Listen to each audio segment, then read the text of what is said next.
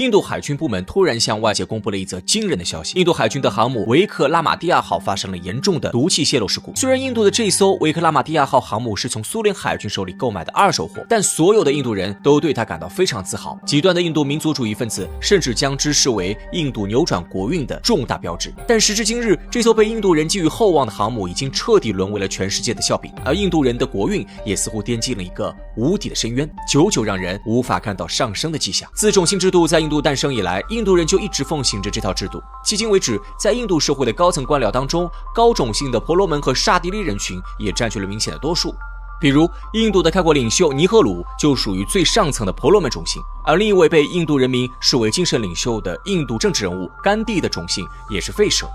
也就是说，印度这个国家自从独立的那天起，它的精英阶层就根本不能代表本国绝大多数民众的利益。1947年，印度人正式从英国人的殖民统治下宣告独立。随后，尼赫鲁、甘地等人便在印度的法律文书当中公开废除了在这片土地上沿袭上千年的种姓制度。但种姓制度已经在印度社会内部形成了牢不可破的思想壁垒，想要打破这种思想壁垒，绝不是一件容易的事情。时至今日，许多印度人都还有着严重的等级观念，人们认为出身达利特和首陀罗种姓的人就不应该从事相对体面的工作，因为这有悖于印度的传统文化。印度虽然有14亿人口，但绝大多数的人民根本无法从印度的综合国力发展中获得哪怕一点点的利益，这就注定了印度的大国梦只是精英阶层的大国梦，与普通的贫苦大众并无关系。截至今日，印度国内还实行着双轨制的教育制度，普通的印度百姓只能就读于专门为他们开设的学校，而精英阶层的孩子从小就可以接受更加高贵的英式教育。可见，虽然印度人已经从法律上废止了种姓制度，但它在印度的政治和社会生活中还是广泛存在的，绝大多数人也并没有觉得这有什么不妥之处。而当一个国家无法团结起境内绝大多数的民众时，其实现大国梦的想法也只不过是一句空洞的口号。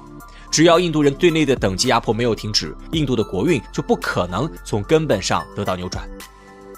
另外，当今的印度表面上虽然是一个已经实现了工业化的现代国家，但这个国家并没有经历像样的社会革命，封建残余势力没有得到根除，这也成为了印度发展道路上的一个重大阻碍。1947年，印度在尼赫鲁和甘地等人的主持下迅速脱离了英国的统治。为了从美苏双方领导的阵营当中多捞点好处，尼赫鲁将印度的政治制度定为了社会主义，但他们立刻又奉行了亲美的政策。尼赫鲁等人推行的这一系列政策，本质上是印度政客们机会主义思想的一种体现，因为尼赫鲁并不打算真的将印度带上社会主义的道路。如中国和苏联等真正推行社会主义制度的国家，通常会对旧社会中的各种反动势力进行一番清算。但尼赫鲁自己的家族在莫卧儿王朝时期就是出了名的大地主，而甘地的家族也在英国殖民者的统治之下获得了丰厚的利润。这些印度的建国者们根本无意与底层人民瓜分自己的利益，自然也就不会进行彻底的社会革命。后世有人将印度的独立运动称为一场妥协的闹剧，这便是最重要的原因之一。在尼赫鲁等人的妥协下，大量的英国殖民者庇护之下成长起来的印度地主并没有受到新政权的清算，他们依然可以在一个打着社会主义旗号的国家里干着剥削农民的事情。印度这个国家表面上看起来是一个奉行选举政治制度的民主国家，但实际上它是一个由封建官僚和封建地主阶级共同统治的国家。2020年，印度就曾经爆发了大规模的农民抗议，因为在官僚和地主的联合统治之下，许多农民的收入甚至都买不起价格剧烈波动的粮食。更加令人意想不到的是，印度社会底层的小商贩和印度农民经常会出于各种需要向印度的银行或私人金融机构贷款，而这些机构的利率往往高得吓人，普通的印度民众只能在绝望的氛围中走上自杀的道路。根据美国媒体的统计，全印度每天至少有30名来自底层的农民选择自杀，而这个数字与印度官方公布的数据大相径庭。在国际媒体面前，印度的官僚们也对底层民众的自杀问题选择性回避，这个问题已经成为了印度社会问题的一面照妖镜，足以令每一个印度官僚汗颜。几乎每年都会有一些心怀正义的记者赶到印度国内，对其严重的社会问题进行报道，但这些报道全部都遭到了印度政府官员的抵制。印度官员们通常会恬不知耻地告诉国际社会，那些印度农民是自愿为地主工作的，因为离开了地主，这些完全没有土地和生产资料的印度农民下场只能更加悲惨。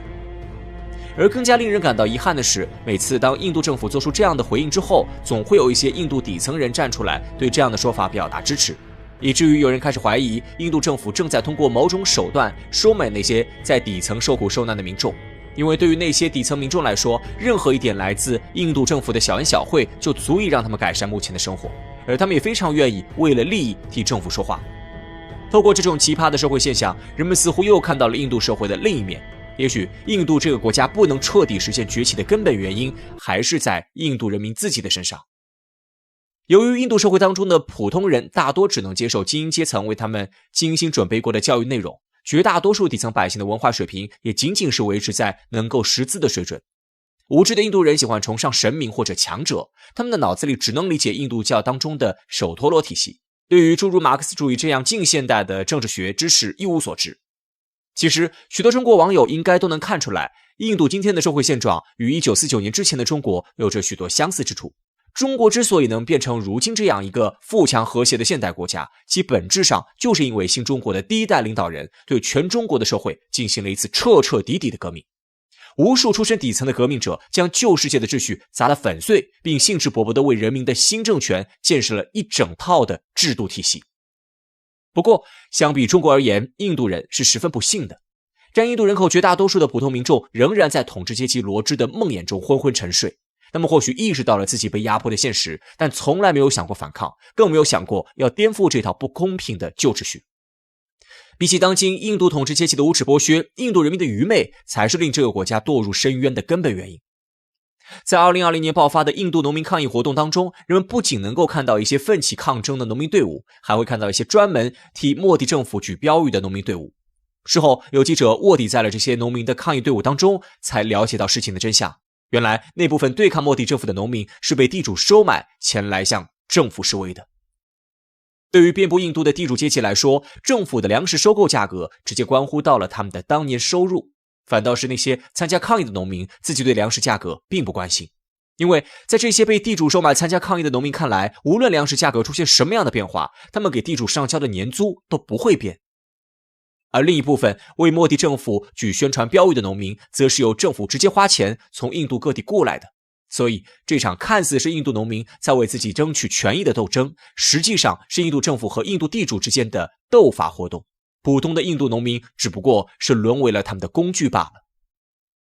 当然，在这些麻木不仁的印度民众里，依然有一些进步人士渴望用自己的方式来拯救这个国家。1967年，位于印度西孟加拉邦大吉岭县的一个村庄爆发了由当地民众参与的武装起义运动。这场运动迅速在印度共产党的帮助下影响到了全国的各个地区。这支起源于印度农村的起义部队随后愈发壮大，成为了一股让印度政府心惊胆战的力量。直到今天，这支由印度农民组成的武装游击队依旧在印度的中西部地区活动。无论是某一个国家的国运，还是人类历史的大潮，都是由最为广大的人民和劳动者推动的。历史的发展大势虽然曲折，但却总是浩浩汤汤地向前而去。对于如今的中国人而言，我们是幸运的，因为中华民族大团结已经成为了现实。而对于更多正在遭受苦难的人民而言，他们的路或许还有很长。印度即将超越中国。近年来，这样的论调屡屡见诸报端，仿佛这个南亚大国只差临门一脚就能成为全球增长的下一个主角。然而，热闹的数字背后是难以掩盖的发展现实。GDP 总量超过了谁，人口超过了谁，仿佛就成了衡量国家强盛的全部依据。但真相却远非如此简单。一场看似鼓舞人心的超越论，为何更像是一场世纪骗局？100年时间过去，印度的发展到底卡在哪儿？如果我们不带滤镜，拨开神话的迷雾，就会发现困住印度的不是外部敌人，而是自己体内的病灶。1947年，印度刚刚结束殖民统治，成立共和国不久，首任总理尼赫鲁就提出了一个响亮的口号：印度要成为一个有声有色的大国。这句话几乎成了后来印度国家发展的主旋律。哪怕国内还在为温饱奔波，哪怕工业化刚起步，印度却始终把站在世界舞台中央当做自己的追求。那种信心并不是一时冲动，而是有其历史根源的。毫无疑问的是，印度有着深厚的文化和历史积淀。在印度精英阶层眼中，他们并不是一个新国家，而是一个古老文明的现代延续。从佛教、印度教到吠陀文化，从恒河流域的古国到莫卧儿帝国，印度长期以来都认为自己是世界上最古老、最有智慧的民族之一。这种文化自豪感让印度在刚获得独立时就有一种我本来就该是大国的心态。同时，印度的体量也给了他底气，不管是国土面积还是人口数量，印度都不输世界上的任何一个大国。1947年建国时，印度的人口已经超过3亿，在全世界名列前茅。地理上横跨南亚，三面环海，战略位置重要，资源丰富，民族众多，这些先天条件在印度看来是做大国的天然资格。更重要的是，印度认为自己与西方的关系相对亲近，会更容易被国际社会接纳。由于长期被英国殖民，印度保留了大量英式政治体制、法律制度和教育体系，英语在印度的普及程度在非英语国家中首屈一指。建国后，印度虽然坚持不结盟，但实际上与西方的联系从未中断。冷战之后，尤其是21世纪以来，美国更是把印度视为制衡中国的重要棋子，这也在某种程度上抬高了印度的国际地位。从尼赫鲁到今天的莫迪，印度政府对做大国的执念一直没有变。他们发展核武器，发射火箭，申办国际盛会，积极参与各种多边对话平台。哪怕经济增长缓慢，哪怕社会问题层出不穷，印度始终在努力发出自己的声音，争取露脸的机会。对外，他们希望世界把印度当作大国；对内，他们也不断灌输我们是强国的理念。但有声有色归根到底只是外在表现，一个国家是不是大国，最终还得看它的综合国力和治理能力。印度不是没有努力，为了成为有声有色的大国，建国以来的每一代印度领导人都投入了相当多的精力和资源。比如在工业和经济发展上，印度不是没有规划。独立后的尼赫鲁政府提出了混合经济思路，一方面保持部分私营经济的活力，另一方面又让国家主导重工业发展。他们建立了大量国有企业，比如印度钢铁公司、印度煤炭公司等，意图通过国家力量推进工业化。但由于官僚体系臃肿，效率低下，很多企业发展的并不理想。到了1991年，印度经济陷入严重危机，不得不向国际货币基金组织求助。这场危机反而成为一次转机。以辛格为代表的改革派推行了一系列市场化改革，放松对外资的限制，鼓励民营经济发展，也由此催生出印度后来的 IT 神话。班加罗尔一跃成为印度的信息技术中心，大量软件公司和外包企业再次落地，印度程序员走出国门，走向全球。在科技上，印度也非常有雄心，它是世界上较早拥有核武器的国家之一。1974年，印度在拉贾斯坦沙漠进行第一次核试验，宣称这是和平核爆，但谁都明白，他是在向世界证明自己有能力掌握终极武器。1998年再次进行核试验后，印度彻底进入有核国家俱乐部，这对印度来说是身份认同上的一大跃升。在对外关系上，从尼赫鲁时代开始，中国就被视作印度最主要的对标对象。